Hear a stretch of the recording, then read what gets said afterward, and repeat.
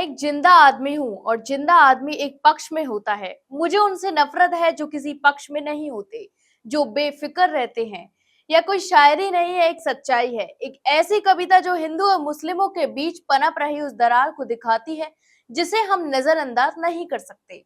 कश्मीर, जिसे लोग जन्नत कहते हैं, यह धरती न सिर्फ अपनी प्राकृतिक सुंदरता के लिए जानी जाती है बल्कि अपनी सांस्कृतिक विरासत के लिए भी दुनिया में एक अलग पहचान बनाए रखती है। हर साल लाखों पर्यटक यहाँ की हसीन वादियों का आनंद लेने आते हैं, इस धरती को निहारते हैं, इसकी हवा में चैन ढूंढते हैं।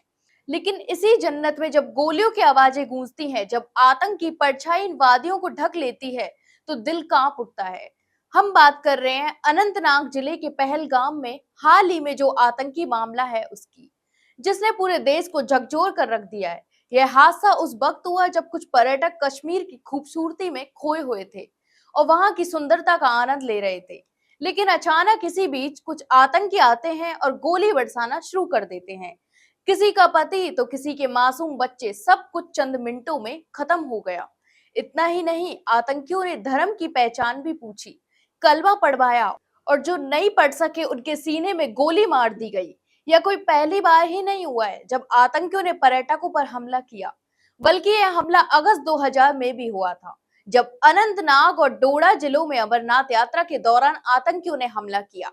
इस हमले में करीब 105 लोगों की जान गई थी, जिनमें 21 हिंदू तीर्थयात्री, 7 स्थानीय मुस्लिम दुकानदार और 3 सुरक्षा कर्मी भी शामिल थे।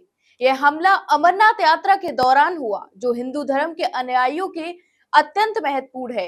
इतना ही नहीं, दोबारा मई 2002 में फिर एक और हमला हुआ, जिसमें कालूचक सैन्य शिविर के लोग भी शामिल थे, जिसमें करीब 30 लोगों की मौत हो गई और 10 बच्चों को भी मौत के घाट उतार लिया। इन हमलों ने सिर्फ जाने नहीं ली, उन्होंने पूरे देश को झकझोरा और असुरक्षा और भय का माहौल भी फैला दिया।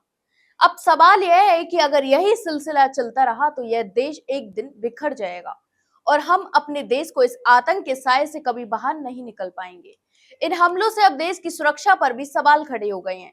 लेकिन अब इस पूरे मामले पर आप क्या सोचते हैं, हमें कमेंट सेक्शन में कमेंट करके जरूर बताएं। फिलहाल के लिए इतना ही, जल्द मिलते हैं एक नई जानकारी के साथ। तब तक के लिए नमस्कार।